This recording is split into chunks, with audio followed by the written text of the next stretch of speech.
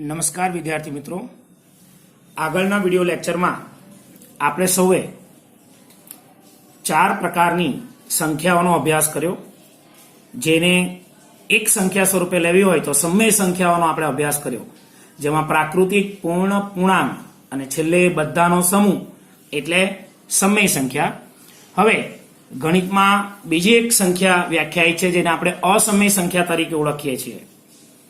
જો સંખ્યા s ને p પૂર્ણાંક અને q શૂન્યેતર પૂર્ણાંક હોય, શૂન્યેતર એટલે મેં આગળ સમજાવ્યું છે શૂન્ય ન હોય એવા પૂર્ણાંક હોય, તેવા p અલ્પવિરામ q માટે કયા સ્વરૂપમાં p ના છેદમાં q સ્વરૂપમાં મૂકી ન શકાય. એટલે p ના છેદમાં q નું સ્વરૂપ કોનું છે? સમય સંખ્યાનું છે. તો એવી સંખ્યાઓ જેને p ના છેદમાં q સ્વરૂપે ન લખી શકાય એને અહીંયા s વડે દર્શાવી છે આપણે કે ભાઈ s એવી કોઈ સંખ્યા છે જેને આપણે p ના છેદમાં q સ્વરૂપે મૂકી શકતા નથી, તો તેવી સંખ્યા s ને અસમય સંખ્યા કહે છે. આ એની પર્ટિક્યુલર વ્યાખ્યા છે સમજણ સાથે. પણ સીધું સાધું કેવું હોય તો જે સંખ્યા સમય સંખ્યા નથી તેને અસમય સંખ્યા કહે છે. જે સમય ન હોય બધી શેમાં આવે? અસમયમાં આવે. દાખલા તરીકે વર્ગમૂળમાં 2, વર્ગમૂળમાં 5, પાઈ, વર્ગમૂળમાં 7 વગેરે, જેનો અભ્યાસ હવે તમે ધોરણ 9માં કરવાના છો. અત્યાર સુધી તમે આનો અભ્યાસ કર્યો નથી. ખબર છે તમને કે વર્ગમૂળ 2 આવે, વર્ગમૂળમાં 5 આવે, પણ એ સંખ્યાઓ કેવી કહેવાય? પ્રકારની દ્રષ્ટિએ જોવા જઈએ તો અસમય સંખ્યાઓ કહેવાય. હવે આપણે વાત કરીએ વાસ્તવિક સંખ્યાઓ. અને વાસ્તવિક સંખ્યાઓ છે એ વાસ્તવિક સંખ્યાઓ ગણિતમાં વ્યાખ્યાયિત થતી તમામ સંખ્યાઓનો સમૂહ છે. જો સમજણ એની એ જ રીતે છે. સમય સંખ્યાઓ તથા અસમય સંખ્યાઓને એક સાથે લેતા, જો સમય પણ આવી જશે અસમય પણ આવી જશે, એને એક સાથે લેતા એટલે બંને ભેગી કરી દેવાની, અને એક જે સમૂહ મળે આપણને, જથ્થો મળે, તેને વાસ્તવિક સંખ્યાઓનો સમૂહ કહેવામાં આવે છે. તેને સંકેતમાં r વડે દર્શાવાય. તેને સંકેત r વડે દર્શાવાય છે. r એટલે રિયલ નંબર. રિયલ નંબર એટલે વાસ્તવિક સંખ્યાઓ.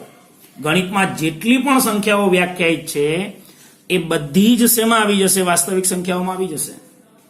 સમજાય છે? પછી પૂર્ણ હોય, પૂર્ણાંક હોય, પ્રાકૃતિક હોય, સમય હોય ને અસમય હોય, એ બધી જ આની અંદર આવી જાય. પ્રત્યેક વાસ્તવિક સંખ્યાનું સંખ્યા રેખા પરના એક અનન્ય બિંદુ તરીકે નિરૂપણ કરી શકાય. કોઈ પણ વાસ્તવિક સંખ્યા હોય, તમે સંખ્યા રેખા વિશે ભણી ગયા છો, એક રેખા દોરો છો, એના પર સંખ્યાઓ દર્શાવો છો.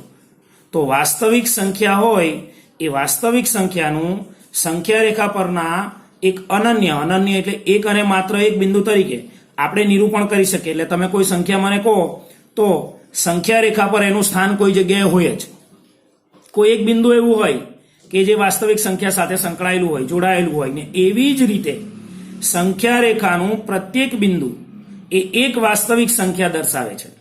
સંખ્યા રેખાનું કોઈ પણ બિંદુ તમે લઈ લો, સંખ્યા રેખા દોરો એટલે તમે રેખા જ દોરવાના છો, એના પર 0 લખશો, આ બાજુ ધન સંખ્યા લખશો ને આ બાજુ ઋણ સંખ્યા લખશો.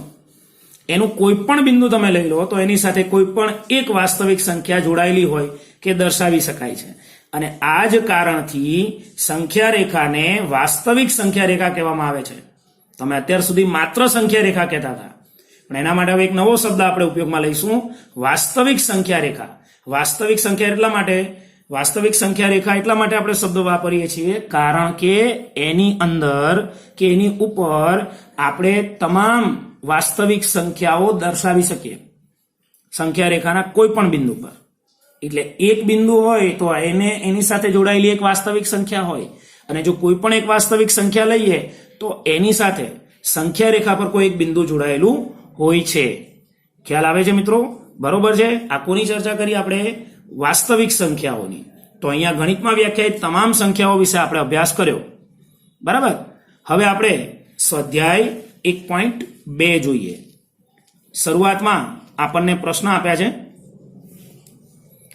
પ્રશ્ન 1, નીચેના વિધાનો સત્ય છે કે અસત્ય? કારણ સહિત જવાબ આપો. આમાં પણ પ્રશ્નો જ કરેલા છે, વિચારીને જવાબ આપણે આપવાના છે. પેલું, દરેક અસમય સંખ્યા એ વાસ્તવિક સંખ્યા છે. તો જો વાસ્તવિક સંખ્યામાં કોનો કોનો સમાવેશ થાય? સમયનો પણ થાય અને અસમયનો પણ થાય. તો આપણને શું કીધું છે? અસમય સંખ્યા એ વાસ્તવિક સંખ્યા છે. તો જવાબ આપણને આપોઆપ મળી જાય. આપેલ વિધાન કેવું છે? સત્ય છે. કારણ કે વાસ્તવિક સંખ્યાના સમૂહમાં સમય સંખ્યાઓ તથા અસમય સંખ્યાઓનો સમાવેશ થાય છે. બંનેનો સમાવેશ થઈ જશે. સમયનો પણ થશે અને અસમયનો પણ થશે. બીજું, સંખ્યા રેખા પરનું દરેક બિંદુ કોઈક પ્રાકૃતિક સંખ્યા m માટે, કોઈ પ્રાકૃતિક સંખ્યા m માટે વર્ગમૂળ m સ્વરૂપનું હોય છે. કયા સ્વરૂપનું? વર્ગમૂળ m સ્વરૂપનું હોય છે. અહીંયા પ્રાકૃતિક સંખ્યા m માટે વર્ગમૂળ m સ્વરૂપનું હોય છે. હવે વર્ગમૂળમાં m છે મિત્રો. સંખ્યા રેખા પરનું દરેક બિંદુ એ પ્રાકૃતિક સંખ્યા m માટે વર્ગમૂળ m સ્વરૂપનું હોય છે. તો આપેલ વિધાન કેવું છે? અસત્ય છે. આપણે આનું કારણ જાણીએ કે શા માટે આપણે આને અસત્ય વિધાન તરીકે સ્વીકારીએ છીએ. એનું કારણ આપણે ચોક્કસપણે જાણીશું. બરાબર? જો મિત્રો, એનું કારણ શું છે? સંખ્યા રેખા પર દર્શાવવામાં આવતી ઋણ સંખ્યાઓ છે.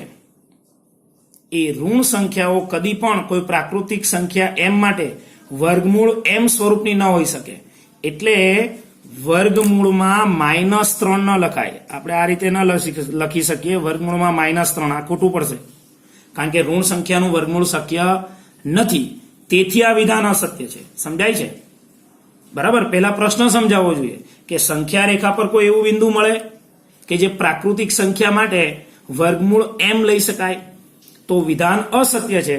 કારણ કે સંખ્યા રેખા પર દર્શાવવામાં આવતી ઋણ સંખ્યાઓ કદી પણ કોઈ પ્રાકૃતિક સંખ્યા m માટે વર્ગમૂળ m સ્વરૂપની ન હોઈ શકે. એટલે કોઈ પણ સંખ્યાનું વર્ગમૂળ આપણે ઋણ સંખ્યાનું વર્ગમૂળ આપણે લઈ શકતા નથી.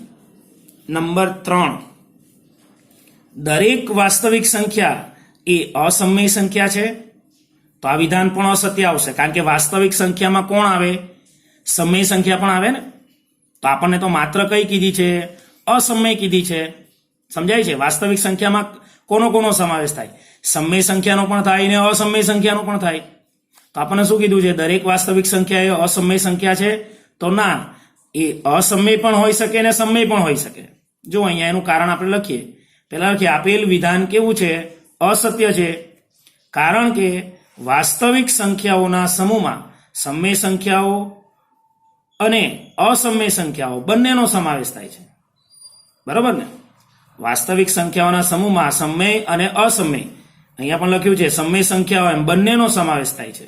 અસમયનો પણ સમાવેશ થાય છે અને સમયનો પણ સમાવેશ થાય છે. તેથી આ વિધાન અસત્ય છે. એ પછી પ્રશ્ન 2, શું દરેક ધન પૂર્ણાંકનું વર્ગમૂળ અસમય હોય છે? કોઈ પણ ધન પૂર્ણાંકનું વર્ગમૂળ લઈએ તો એ અસમય જ હોય. જેમ કે આપણે વિચારીએ સાહેબ તમે વર્ગમૂળમાં 2 કીધું હતું, તો વર્ગમૂળમાં 2 તો અસમય જ થાય. અને જો જવાબ ના હોય તો એવી એક સંખ્યાનું ઉદાહરણ આપો જેનું વર્ગમૂળ સમય સંખ્યા હોય. તો જવાબ નામાં જ છે. કેમ? દરેક ધન પૂર્ણાંકનું વર્ગમૂળ અસમય જ હોય એવું નથી. ઉદાહરણ તરીકે વર્ગમૂળમાં 4 બરાબર શું આવે? 2. તો 2 કેવી છે? અસમય થોડી છે, તો સમય થઈ. વર્ગમૂળમાં 4 છે ને, એનું વર્ગમૂળ 2 આવ્યું, તો એ કેવી સંખ્યા થઈ? સમય. વર્ગમૂળમાં 9, એનું વર્ગમૂળ શું આવ્યું? 3, તો આ પણ કેવી સંખ્યા થઈ? સમય. બરાબર ને? એટલે દરેક ધન પૂર્ણાંકનું વર્ગમૂળ અસમય હોય એવું જરૂર નથી. હા, તમે વર્ગમૂળમાં 5 લો તો એ અસમય થાય, પણ વર્ગમૂળમાં 9 લીધા તો એનો જવાબ કેટલો આવે? 3 આવે, તો એ સમય થાય ને. એટલે અહીંયા જવાબ આપણે શેમાં લખ્યો છે? નામાં લખ્યો છે. મિત્રો, પ્રશ્ન નંબર 3, વર્ગમૂળ 5 ને સંખ્યા રેખા પર કેવી રીતે દર્શાવી શકાય તે બતાવો. ખૂબ જ મહત્વનો પ્રશ્ન છે. વર્ગમૂળ 5 સાથે આપણે વર્ગમૂળ 3 પણ અંદર આવી જશે એ રીતે દોરીશું. બરોબર છે? તો પહેલા સૌપ્રથમ માપપટ્ટીની મદદથી એક રેખા દોરીએ. હવે અહીં પહેલું બિંદુ લઈએ, એને સંગત -1 લઈએ. પછી 2 સેન્ટીમીટરે બીજું બિંદુ લઈએ O, એને સંગત સંખ્યા 0. પછી પાછા 2 સેન્ટીમીટરે ત્રીજું બિંદુ લઈએ એ, એને સંગત સંખ્યા 1, પછી 2 સેન્ટીમીટરે ફરી બીજું બિંદુ લઈએ 2, અને ત્યારબાદ બીજા 2 સેન્ટીમીટરે આપણે ત્રીજું બિંદુ લઈએ, ત્યાં લખીશું સંગત સંખ્યા 3. સમજાયું? આ 2 સેન્ટીમીટર એટલે આપણા માટે 1 એકમ કહેવાશે. કેટલા એકમ કહેવાશે મિત્રો? 1 એકમ. એટલે આ 0 છે O થી A એ 1 એકમ કહેવાય. 1 થી 2 એ 1 એકમ કહેવાશે. ભલે આપણે સરળતા ખાતર 2 સેન્ટીમીટર લીધું છે. હવે કદાચ કોઈને એવો પ્રશ્ન ઉપસ્થિત થાય કે સર મારે 2 સેન્ટીમીટર નથી લેવું, મારે 3 લેવું છે, તો કંઈ પ્રોબ્લેમ નથી એનાથી. આકૃતિ તો જે રીતે દોરાવાની છે એ રીતે દોરાવાની જ છે. બરોબર છે? આટલું થયા બાદ બિંદુ એ પાસે આપણે કાટકોણ ત્રિકોણની રચના કરવી પડશે. તો કાં તો કાટખૂણિયો લો, અને કાટખૂણિયો ન ઉપયોગમાં લેવો હોય તો એક સરળ રીત છે કે ભાઈ ફૂટપટ્ટી છે એને આ રીતે મૂકો, અહીંયા એક બિંદુ લઈ લો. બરોબર? અને હવે એ બિંદુ અને એ બિંદુ છે એની વચ્ચે 2 સેન્ટીમીટર જેટલું અંતર થાય કે નહીં એ ચકાસો. 2 સેન્ટીમીટર લાંબો એ બિંદુ સાથે જોડતો આપણે એક શું દોરવાનો છે? રેખાખંડ. આ થઈ જશે 2 સેન્ટીમીટરનો રેખાખંડ. ખ્યાલ આવે છે? અને ત્યાં નામ આપણે આપીશું એ બિંદુનું બી, અને અહીંયા શું બનશે? કાટખૂણો. બરોબર છે? હવે બી અને ઓ ને તમે માપપટ્ટીથી જોડી દો. માપપટ્ટીની મદદથી બી અને ઓ ને જોડવાની વાત છે. જોડી દીધા છે? બરોબર છે? હવે પરિકર લો. પરિકરની મદદથી કેન્દ્ર ઓ લઈ બી બિંદુ પાસેથી એક ચાપ અહીંયા દોરો. દેખાયો કઈ રીતે ચાપ થયો એ? બરોબર છે? એને નામ શું આપશો તમે? છેદે ત્યાં પી. આ 1 એકમ થશે કારણ કે આ 2 સેન્ટીમીટર તો આ 2 સેન્ટીમીટર હતું, અને આનો જવાબ વર્ગમૂળમાં 2 લખાશે પાયથાગોરસ સિદ્ધાંત મુજબ. 1 નો વર્ગ 1, 1 નો વર્ગ 1, 1 ને 1 2, ને એનું વર્ગમૂળ લઈએ તો વર્ગમૂળમાં 2 આવશે. હવે વર્ગમૂળ 2, આ પી છે એને સંગત વર્ગમૂળ 2 મળે. આ વર્ગમૂળ 2 મળ્યું. જો તમને એમ કે વર્ગમૂળ 2 ને સંખ્યા રેખા પર દર્શાવો તો આટલું કરવાનું. વર્ગમૂળ 3 માટે ફરીથી અહીંયા ફૂટપટ્ટી મૂકો તમે. આ જ રીતે અહીંયા કાટખૂણો રચવાનો છે. કાટખૂણિયાનો પણ ઉપયોગ કરી શકો છો. અહીંયા તમે બિંદુ લઈ લો. કેટલા સેન્ટીમીટરનો ઉપયોગ કરવાની વાત છે? અહીંયા માત્ર 2 સેન્ટીમીટરનો. બરોબર છે? એટલે 2 સેન્ટીમીટરનો જ આપણે ઉપયોગ કરીશું.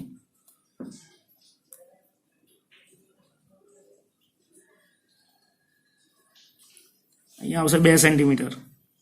ઉપરનું બિંદુ ગમે ત્યાં આવે એ લાઈનમાં જ માપપટ્ટીની મદદથી આપણે એને જોડી દઈશું. એટલે આને આપણે જોડી દીધું. અને હવે એને નામ આપો સી. સી અને ઓ ને તમે જોડી દેશો. કોને જોડી દેશો? સી અને ઓ ને. ખ્યાલ આવે છે? હવે આ પણ કેટલા એકમ થયું? 1 એકમ થશે. 2 સેન્ટીમીટર છે એટલે પરિકરની મદદથી કેન્દ્ર કયું લેશો તમે?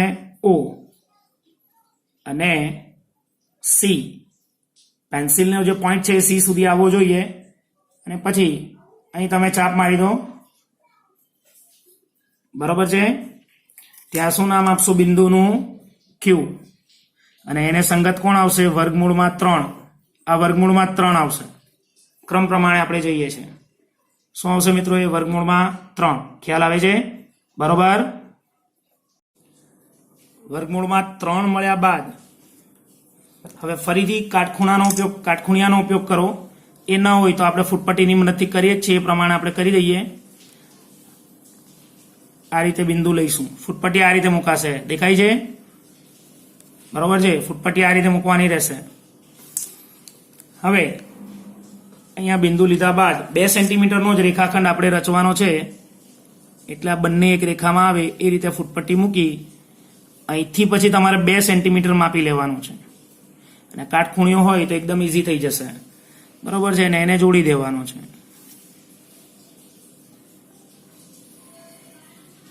આ રીતે અહીંયા કાટખૂણો બન્યો હતો, પાયથાગોરસ પ્રમાણે આ વર્ગમૂળ 3 આવ્યું, અહીંયા પણ હવે કાટખૂણો બનશે, બરોબર છે. અને આને આપણે આની સાથે શું કરી દઈશું, જોડી દઈશું, એટલે ફરીથી કાટકોણ ત્રિકોણ બની ગયો. સી, અહીંયા નામ શું આપીશું આપણે, ડી. શું નામ આપ્યું, ડી. અને આને સંગત શું આવશે, વર્ગમૂળમાં 4. આ જે ઓ ડી છે એ વર્ગમૂળમાં 4 આવશે. ફરીવાર પરિકર લો, કેન્દ્ર ઓ લઈ લેશો, ડી અને ચાપ મારશો તમે, જો 2 પાસે આવ્યું ને, બરોબર છે. વર્ગમૂળ 4 તો શું જવાબ 2 આવે છે. અને એને સંગત પી ક્યુ અને અહીંયા શું આવશે, આર. સમજાયું મિત્રો. અને હવે વર્ગમૂળ 5 સુધી લેવાનું. એના માટે ફરીથી અહીંયા તમે સ્કેલ મૂકશો, કાટખૂણો મૂકો તો પણ ચાલશે. આપણે સ્કેલ મૂકીએ છીએ આ રીતે, અને અહીંયા બિંદુ 1 લઈ લો, બરોબર છે. હવે ડી થી પણ 2 સેન્ટીમીટર જ માપવાનું છે, બિંદુ એક લાઈનમાં રહેશે એ રીતે.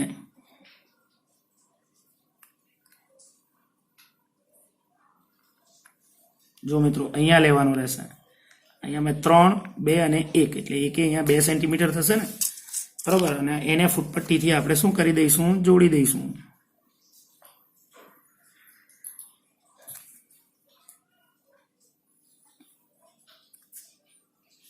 અને જોડી દીધો આપણે અહીંયાથી, બરોબર. B C D. હવે શું આવશે અહીંયા, ઈ. આ એક એકમ થશે બધા 2 સેન્ટીમીટરથી. અને કોને જોડવાનું રહેશે, ઈ અને ઓ ને. આ આવશે વર્ગમૂળમાં 5. આ વર્ગમૂળ 4 છે, આ 1 છે, આનું વર્ગમૂળ કાઢી નાખો, 4 ને 1 5 ને ફરી વર્ગમૂળ લઈ લો. પાયથાગોરસ સિદ્ધાંત પ્રમાણે આ કહી શકાય. અને પછી ફરી પરિકરનો ઉપયોગ કરી આ બિંદુ લઈ અહીંયા સુધીની ત્રિજ્યા લેવાશે, ઈ સુધીની, ઓ ઈ જેટલી આપણે ત્રિજ્યા લઈશું. અને અહીંયા આપણે છાપ મારી દઈએ તો 2 ના સહેજ અગાઉ આપણને મિત્રો પી ક્યુ આર અને એસ મળશે, જે વર્ગમૂળમાં શું દર્શાવે છે, 3, વર્ગમૂળમાં 5. શું દર્શાવશે, વર્ગમૂળમાં 5 દર્શાવશે. અહીંયા આ જે છેદે છે ને એસ બિંદુ છે, જે વર્ગમૂળમાં 5 દર્શાવે છે. પી ક્યુ આર અને એસ, તો એસ છે એ વર્ગમૂળ 5 ને સંગત બિંદુ મળે. એસ છે એ શું મળશે, વર્ગમૂળ 5 ને સંગત બિંદુ મળશે. તો આ રીતે મિત્રો ખૂબ જ સરળતાથી આપણે વર્ગમૂળ 5 ને સંખ્યા રેખા પર, સાથે સાથે વર્ગમૂળ 3, વર્ગમૂળ 4 ને વર્ગમૂળ 5 પણ આવે. હવે છે ને આ પાયથાગોરસથી શક્ય બને છે.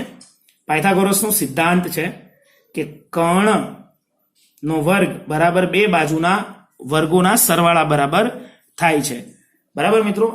આની સમજૂતી આપણે લખવાની નથી, આ માત્ર આપણે દોરવાનો છે, કારણ કે આપણે દર્શાવવાનું છે. ખ્યાલ આવે છે. હવે મને વિશ્વાસ છે કે તમે આ જાતે દોરી શકશો, બરોબર. અહીંયા પણ આ ખૂણો શું લખાશે, કાટખૂણો આવશે, અને આ રીતે તમારી આખી રચના પૂર્ણ થશે.